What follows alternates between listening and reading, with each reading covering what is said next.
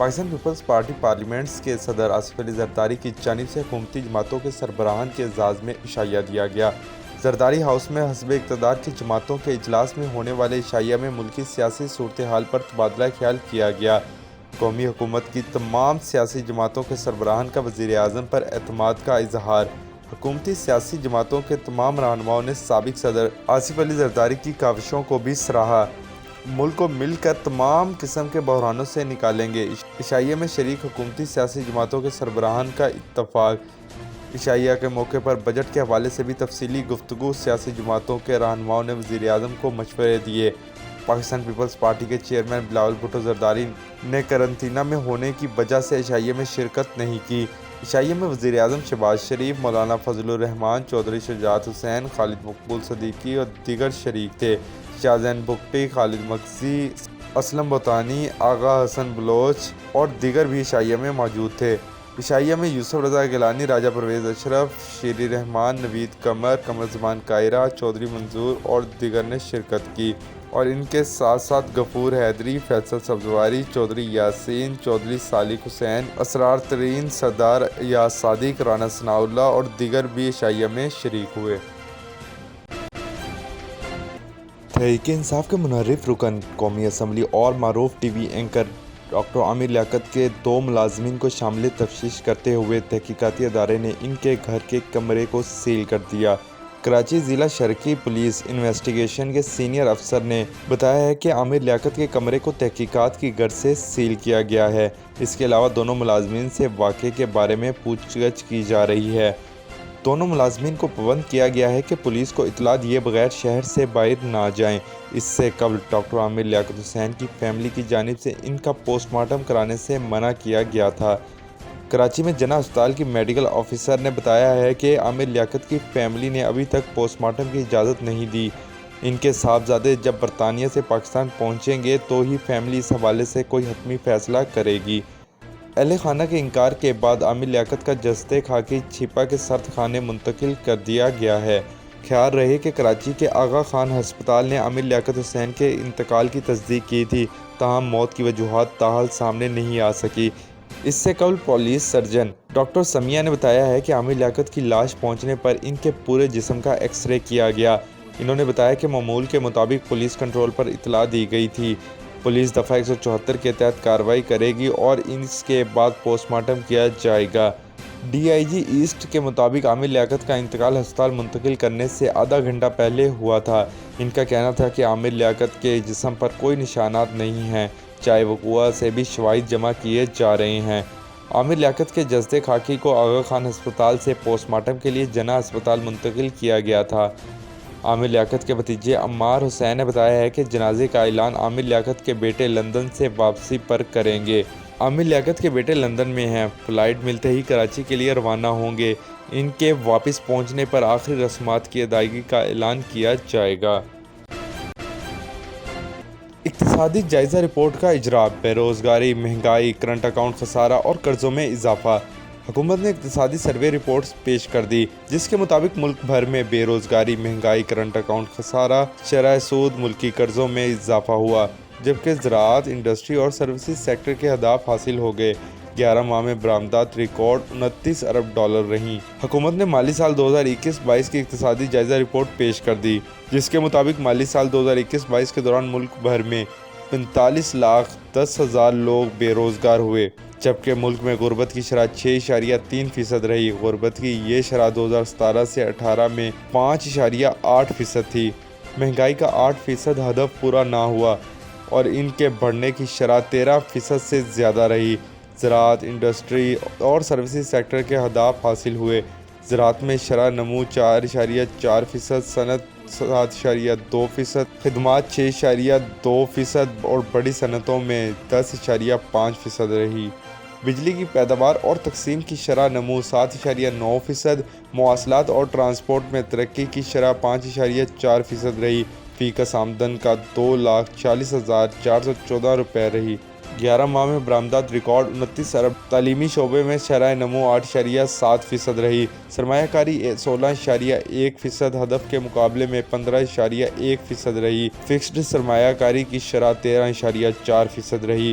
कौमी बचत 15.4% हदफ के मुकाबले में 11.1% रही। कपास की पैदावार 8.3 मिलियन गांठें रहीं। चावल की पैदावार 9.3 मीट्रिक टन रही। गन्ने की पैदावार 88.7 मिलियन टन। गंदम की पैदावार 27.5 मिलियन से कम होकर 26.4 मिलियन मीट्रिक टन रह गई। मईशत का हुजम 3.83 अरब डॉलर, जबकि फीकस आमदन $1676 से बढ़कर $1798 हो चुकी। 2 अरब 27 करोड़ 60 लाख डॉलर मुकर्रर था, जो जुलाई था अप्रैल के दौरान 13 अरब 80 करोड़ डॉलर पर पहुंच गया। तजारती खसारे का हदफ 28 अरब 43 करोड़ 60 लाख डॉलर था, जो 43 अरब 33 करोड़ और 40 लाख डॉलर रहा। रिपोर्ट्स के मुताबिक गैस के मुआहदे नहीं किए गए, जिसकी वजह से तवानाई के शोबे में महंगाई है। बिजली के प्लांट चलाने के लिए ईंधन खरीदना पड़ रहा है।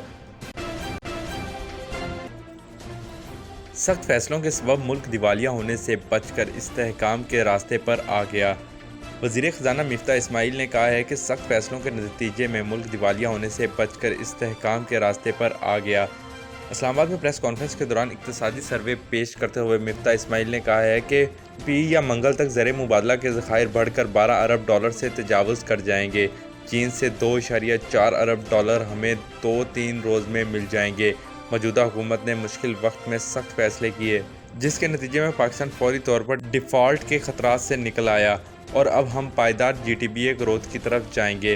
वज़ारत ख़ज़ाना ने कहा है कि साबिक़ वज़ीर-ए-आज़म इमरान खान ने जाते जाते सियासी फैसले करते हुए कीमत खरीद से भी पेट्रोलियम मसनूआत की कीमतों में कमी कर दी। इन्होंने जो चेक लिख कर दिया, इसे मार्केट में लेकर गए तो पैसे नहीं थे। वज़ीर ख़ज़ाना ने कहा है कि शरह नमू 5.97% हो गई है, लेकिन करंट अकाउंट खसारा अब से बाहर हो गया है। बरामदात समेत दरामदात में भी इजाफा हुआ। तजारती खसारा 45 अरब डॉलर का हो गया है और बरामदात और दरामदात का 40% है, जिसकी वजह से हमारे मुल्क को बैलेंस ऑफ पेमेंट बहरान का सामना रहा। बैलेंस ऑफ पेमेंट के मसाइल की वजह से माली ज़खायर में कमी हुई।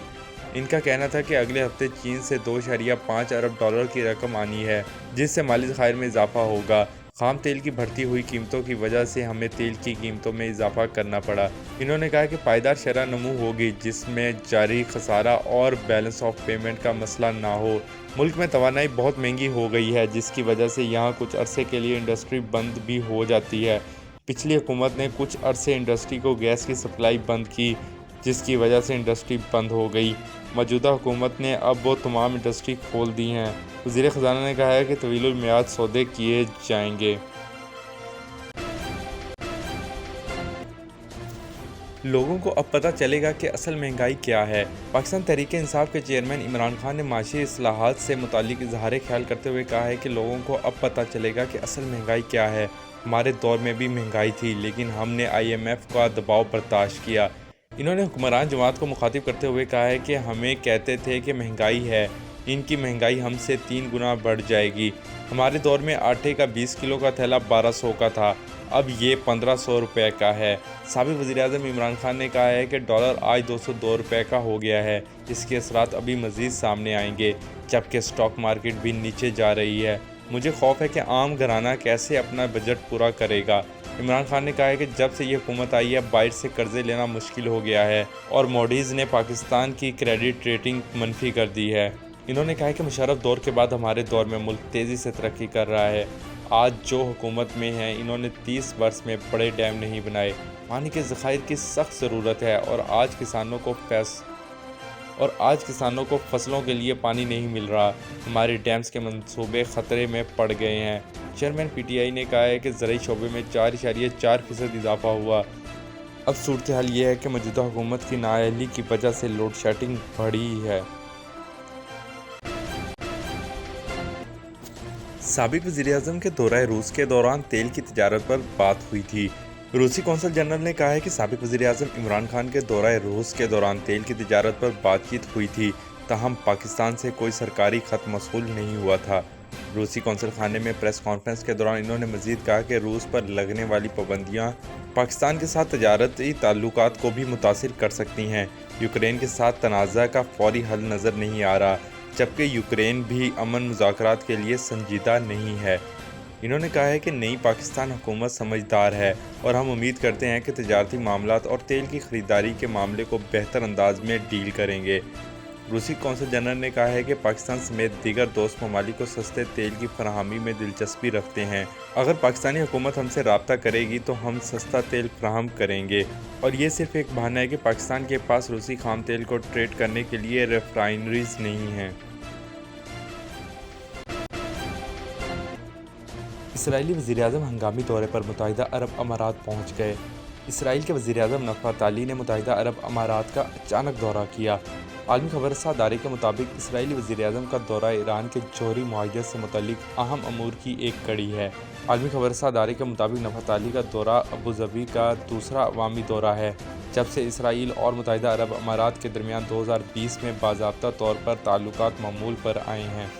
اس حوالے سے اسرائیلی وزیراعظم کے دفتر سے جاری ایک بیان میں کہا گیا ہے کہ اسرائیلی رہنما متحدہ عرب امارات کے صدر شیخ محمد بن زیاد ال نہیان سے ملاقات کریں گے اور دونوں مختلف علاقائی مسائل پر تبادلہ خیال کریں گے، جس میں ایران ایجنڈا سر فہرست ہونے کا امکان ہے۔ روانگی سے قبل ریکارڈ کیے گئے ایک ویڈیو بیان میں نفات علی نے بدھ کو آسٹریلیا کے دارالحکومت ویانا میں بین الاقوامی جوہری توانائی ایجنسی کے اجلاس میں ان ممالک کی تعریف کی جنہوں نے جوہری سرگرمیوں کے بارے میں ایران کی شفافیت پر تنقید کرنے کے لیے ووٹ دیا۔ انہوں نے کہا کہ ہم یہاں عالمی دنیا کا اچھے اور برے کی تمیز کے بارے میں ایک مضبوط موقف دیکھتے ہیں، کیونکہ وہ واضح طور پر کہتے ہیں کہ ایران چیزوں کو چھپا رہا ہے۔ ہم اس معاملے کو نہیں چھوڑیں گے۔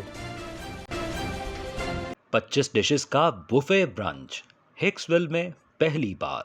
اسٹوڈنٹ بریانی کا اسپیشل لاہوری کھابا ہر ہفتہ اتوار صبح 10:30 سے سپہر 3 بجے تک۔ Contact number 5165957057 5165957078۔ Cell number 2109045036۔ 19N Broadway Hicksville, New York 11801۔